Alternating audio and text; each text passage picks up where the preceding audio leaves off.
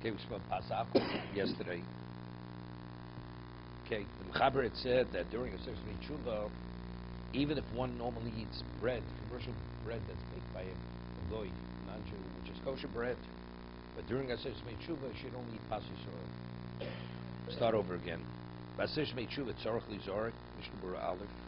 And afilu pas palter shel goy. One has to be careful not even to eat pas palter of a goy. If you're not able to bake your own bread during a certain tshuva, what are you supposed to do? You don't have the oven, you don't have the means, you don't have the ability. You should validate the oven, the baker's oven, that you'll turn his bread into pashas oil. How do you do that? If he takes a splinter, throws it into the regular baker's oven, it's as a result of participating in the fire.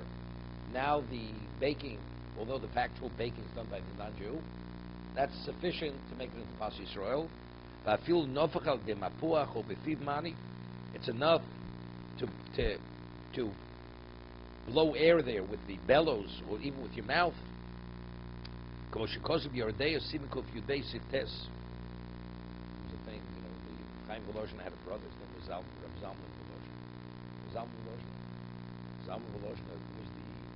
was loved by the Vilna Gaon. He was the closest student of the Vilna Gaon. No. Zalman, his name was Zalman Volozhin. He was with Chaim Volozhin, his younger brother. The Vilna Gaon said on him that if the Torah's Chas v'Sholem would be destroyed, Tanakh, Babli, Yushalmi, everything, you give this Zalman Volozhin a quill with a piece of parchment, rewrite everything. With Rashi and Tosas and all the commentaries, everything was committed to memory. Now that's, yes, he was 27 years old of Columbus. Okay? So, this famous story, somebody once gave the Vilna Gaon a gift, an orange, in Europe. They didn't have oranges. So somebody had sent an orange to the Vilna Gaon, and accidentally, Rabbi Zalman was sitting, the Vilna Gaon had an inner circle of students. It wasn't open to anybody who wanted to come to hear his teachings. And then I'm sure he didn't sleep much. So as he was giving the shiur, he had the orange on the table, the Vilna Gaon, for whatever reason. Zalman fell asleep, and his head, while he was sleeping, touched the orange. The Vilna Gaon wouldn't eat the orange anymore. There's a halakha in Shulchan Aruch similar, that if a person sleeps and you have food under your bed, based on the Gemara, you're not permitted to eat the food because there's a ruach tumah. There's a contaminated spirit which comes upon the food. So the Vilna Gaon took the orange and he cut it up in a way and threw it in the trash. Because if you throw away a whole orange, there's a concern somebody else may eat the orange. It's like eating a pitfall out there. It's detrimental to whoever may eat it. So he cut it up in a way that he disposed of it to make sure nobody else doesn't eat it. So during that same time, he fell asleep on his palm. His head was on the Vilna Gaon's palm. So the Vilna Gaon says, I have the Torah in its entirety in my hand right now. That's what he said. So there's a story. Zalman Volozhin, you understand, was a very special person. And one day, he's walking the street smoking a cigarette. And a person of his caliber can smoke a cigarette, especially publicly. And he's walking and strolling down the street, and as he walks by the bakery, he takes the butt. They didn't have filtered cigarettes, probably a little bit, and he flicks it into the baker's oven. Like this, flicked it in like nothing. People, what kind of behavior is this? It's totally unbecoming of a person of his caliber, first of all, to smoke and then flick the butt. But that's exactly because he had found out that day, whatever it is, the fire was lit by the Jew, non-Jew, no Jew participating. So by him flicking the cigarette butt into the oven, that's like throwing the splinter in the oven. Now it's pashas oil, it's no longer pashas palter. That's why he did it. Okay. So next time you study this halakha, maybe that story will come to mind. When you hear the story, the halakha will come to mind. Whatever. Okay. Mikol moka misholech b'derech me'en lefon pashas Yisrael at Yosem Yarba Milim. Moka Shawami should be saying something interesting. What's the halakha? You have to travel in the direction you're traveling. There's no shul for 12 miles, or 12 mil. You have no obligation to double the Eikev. You don't have to double it. If you have to travel in the direction you're going more than 4 mil, that's 8,000 amos. One doesn't have to go beyond that point. What about if you have to go back? Going in the direction which you just came from, you have to go back more than a mil, more than 2,000 amos. You have no obligation to go back. Okay, that's the halakha. See, a person's traveling. So there's a question what that is. Does it mean walking? What about walking or driving? Whatever it is. It's a question what it is. Just a reason Rabbi Yosef said that what it would take to walk, today it's determined by driving. Right? To drive, what it would take to drive 4 mil. Right? But let's say, which means, what it would take to walk, it says it's 72 minutes. Walking 4 mil is 72 minutes. So so driving, that's a distance. But I was always thinking, what about if you have to drive in that direction and your family is, let's say, is in the hotel, and you have to come back. You have to come back. So the whole idea is, because it's in the direction you're going that direction in either case, correct? But you're not going in that direction, because if you go there, you have to come back. So really, it's probably a meal. They never obligated you to go more than a meal, more than 2,000. That's 18 minutes. If it's more than an 18-minute drive to the shul, if you're going to have to come back. If it's on your way and you don't plan to come back, so you can go 72 minutes, you drive in that direction. But if you're going to have to come back to your base, so going forward is like going backwards, right? You're really going out of your way. They don't obligate you to go out of your way more than 18 minutes to find a meal. So speaking over here, what about, it's a sesame tshuva, there's no kosher bakery. You can't get bread baked during a sesame tshuva by a Jew unless he traveled 4 mil or more than 72 minutes. There's no pashas Yisrael. What do you do? So he says, he could only locate bread baked by a Jew. He has to travel more than 72 minutes. From the location that he's at, he's even permitted to eat commercially bread baked by a non-Jew, even though it's a sesame tshuva. It's already, it's a hardship to go to that degree.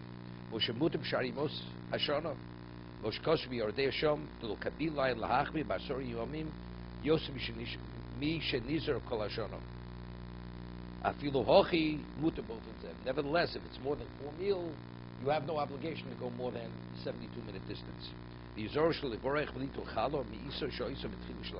important. When does the obligation of taking challah come about? When you make the dough. Let's say you buy dough, commercial dough, you buy dough. One time, you buy ready-made dough. And you just have to do is you roll it out and you bake. Do you take challah from that dough? The answer is no. When does the obligation of challah come about? When you make the dough. But if the dough was made by a non-Jew, so now you baked it, doesn't make a difference. But since the obligation comes about when it's made of the dough, and at that time it was owned by a non-Jew, so you're not permitted. I mean, especially with a bracha, it has no relevance to challah. Challah, of course, this is arisu seichem, your batter. If it's your batter, meaning you made it, it's your batter. That's when you have to tie the challah.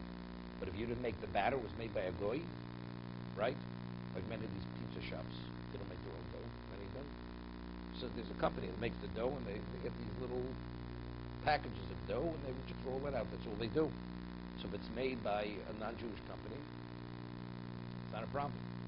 Even though challah wasn't taken, there is no obligation of challah. It's baked, sure. It bakes it, sure. Right. Pashas Yisrael, it is pashas Yisrael. Correct.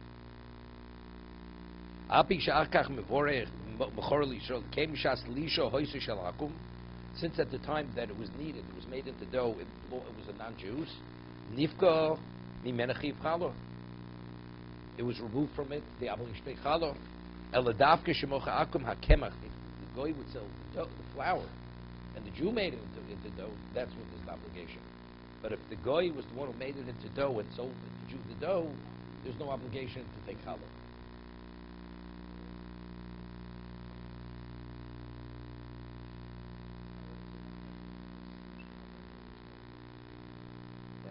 Jewish company. No, it's a Jewish company, and you have a chef, right, at home, or a cook in the house, and they bake, do everything.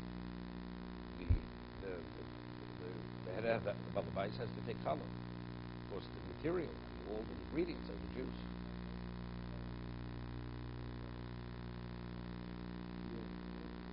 Doesn't make difference. You have to take challah. There you have to take challah. Because it's owned by Jews. But it was made by a company that's owned by a Jew. Right, let's see. So they have to take challah from that. But usually you have a hechsher. The OU, whatever it is. The OU will make sure that dough company, the one who makes the dough, they will take the challah. So even before it arrives at the pizza shop, the challah already was taken.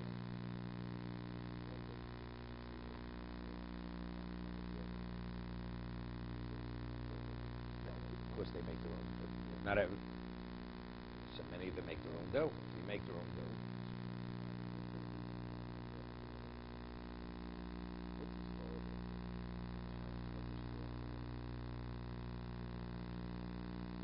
Because pas is not as it's like no, bishul is much more.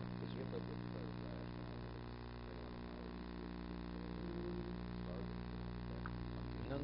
By pas, you need less by baked goods than by cooking. Right, by cooking, the Jew has to make the fire. It's not enough to throw a splinter. It's not enough, right? Even for an Ashkenazi, it's not enough. The bread. No, because really, Nikaradid pas palta is permitted. Bishul akum on no circumstances permitted. Right? Commercial, home cooked, it doesn't make a difference. We're more machmir cooking than baking. We're more machmir. So therefore, for baking, which is not as severe, because it's mikra and permitted, when you upgrade it, as long as there's any degree of participation of the Jew, that's enough. The Jew participated, even throwing a splinter in, that's enough. That's the reason. No.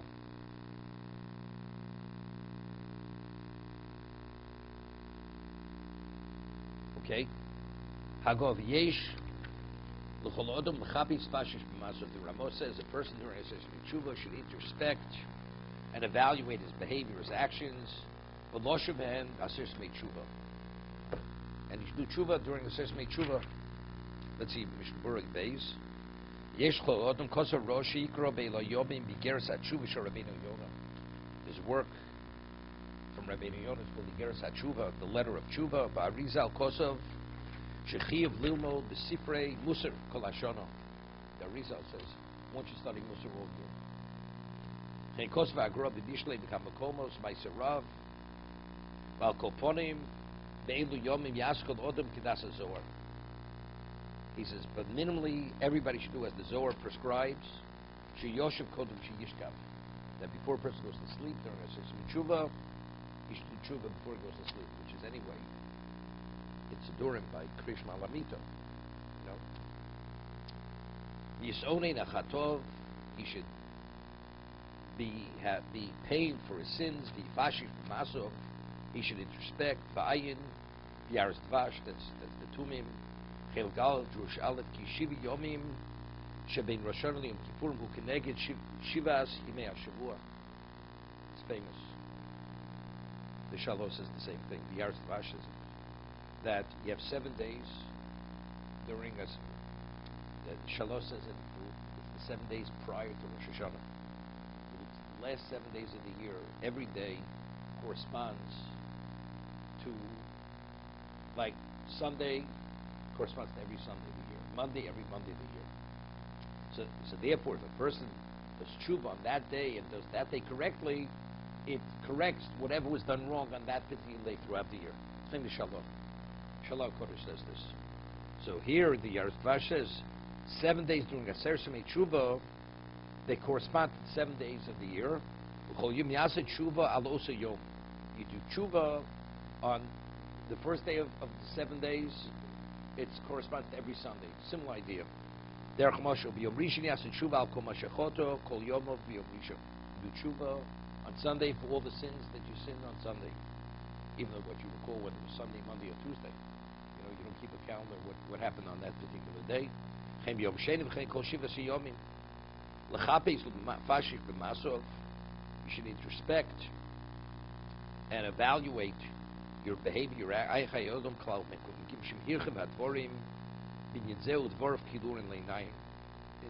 illuminates your eyes. Loshuv ben b'asesh b'tshuva. Echot shesol chaveru leilach b'derech v'nerach. Famous. This is a famous tshuva. There's a marshal. Yeah. A person hires an employee to travel. Say he's your agent. V'nerach. He was killed on the way. Now, which means, so why was he in that predicament? Because this person hired him. She'd say he's not responsible. Look, if the person didn't deserve to be killed, he wouldn't. But factually, there was a connection between the one who hired him. He was his employee when he was killed. He went there only because he was acting on behalf of his employer. Nochad shkabel tshuva, that the employer should do tshuva. Because factually, there's a linkage between the employer and the employee. And since the employee was killed during the time that he was working for the employer, you do tshuva. Why? It's like we speak with Zakai. Like you don't make a makkah, somebody falls off the roof. Although the man was meant to die, but what did it have to come about through you? Right? What Chazal said. The man was supposed to deserve to die. But what does Hashem have to do his dirty work through you? No, you do, which means, we know we're not perfect. So you regret that whatever happened to tragedy because somehow it's a reflection of something negative within you. Beersheba, Perchelek.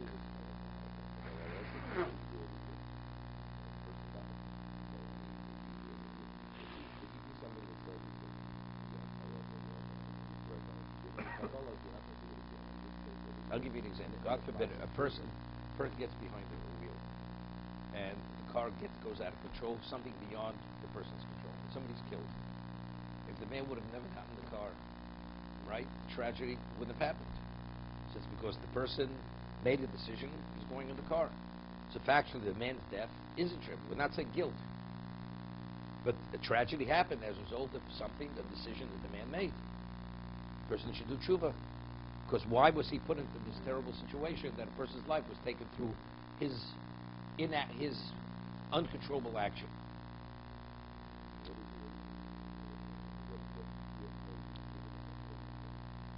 We know. It's you know what it is? No, it's similar to. Even though we're not beyond 6:30, we're going to go. It's okay. So say something.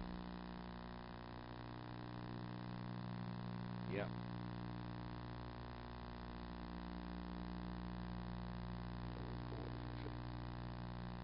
Weimar am Lublin, simen mem gimel mem dal mem hey, give a show. Simen chesim pei beis, ein beis Yaakov, simen yud, ligin isho shei, himisa yelar al yidei gram. Yeah, they speak about in the olden days, the baby until he was so many months old, he used to sleep with the mother. Very often, mothers they would suffocate the child. They would turn over, and there would be these accidents happen, unfortunately, not infrequently. So the mother has to do tshuva. What the mother wanted to kill her own child, but these things happened. Isha shemisa yeler al degram. Ayin evet shoam simen vayin tshuvas chasam sof choshmish min beis lin moel lin isha motze yeler meis simkuf bei beis lin misha beonis ochal isurim yotze min onis. A person ate something which wasn't kosher. It was an onus, right? He was put in a situation he had to eat non-kosher.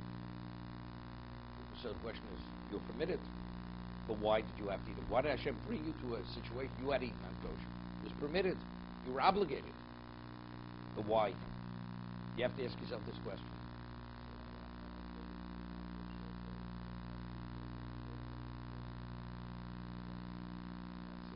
No, there's no liability. No. It doesn't have a negative effect. It's brought. It doesn't have a negative effect. A person, let's say, has to eat non-kosher to recover whatever it is, even though it's not simple. So if it has a negative effect, it's a question what that has a negative effect.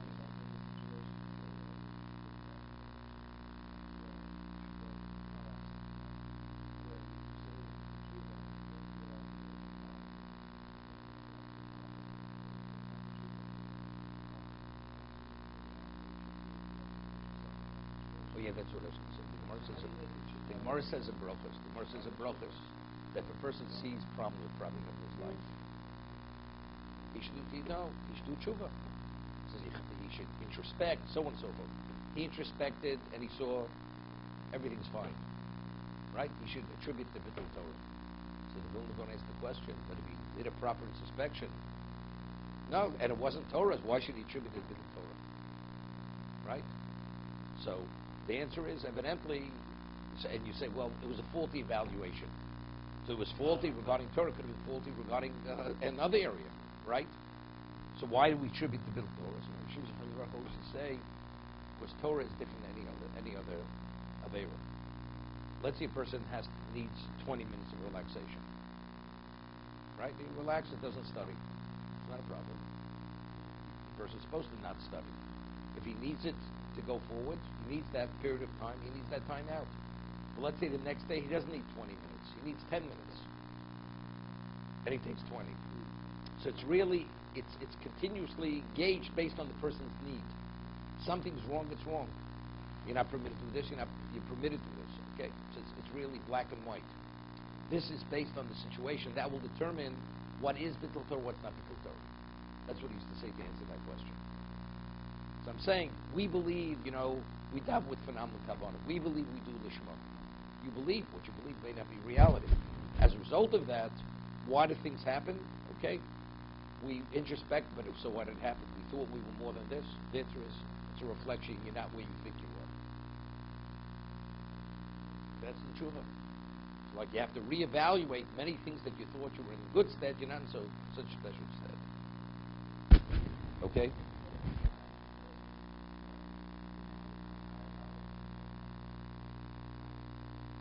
Yeah. You'll be busy doing tshuva today. Okay. Okay. Sim kufayin gimli tkuni tshuva l'mishabal nido. Sim kufayin hey misha nitfas im anochris. Sim kufayin misha rotzel atzil betos hey misas chavero. This is very important. Person goes and wants to save his friend, and rather than saving him, he kills him. That person's a surgeon.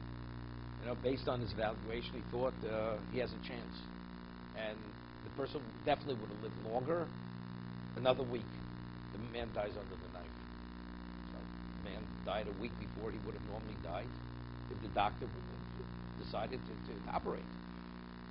Right? See, but of course the intention was to save him. It wasn't to kill him. It doesn't make a difference. But factually, the man died as a result of the surgeon's decision. The person has to do tshuva.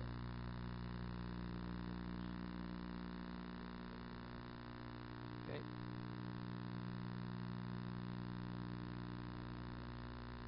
But it's fact, point out your intention.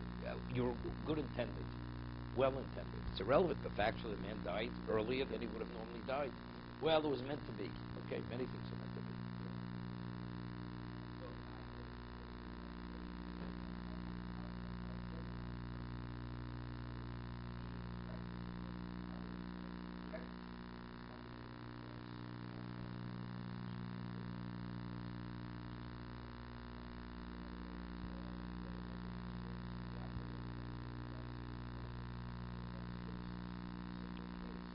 So the doctor will.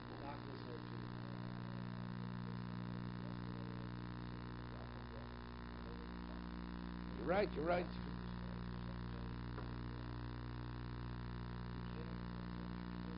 You never know. No, you never know. Right. But there's no question. If the man died, that means the man was supposed to die. He was supposed to die a week earlier. But why did you have to be the one to end his life? Right? That's like not putting the parapet on the roof.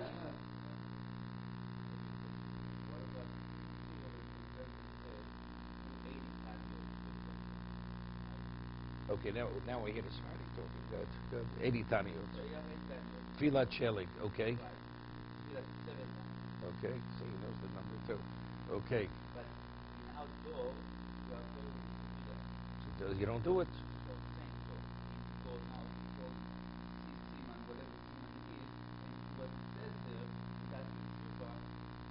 So if you have to So you have to ask the question, and that person who you ask, who's qualified, he will answer you what you're supposed to do. No, but I'm saying, I don't think tshuva wine, that is definitely tshuva. The person is not kosher, for example. I think tshuva too, when you take that regret and or when you stop and move on, and you don't want to go back to that. That's tasei l'chorav. That's tasei l'chorav. Right.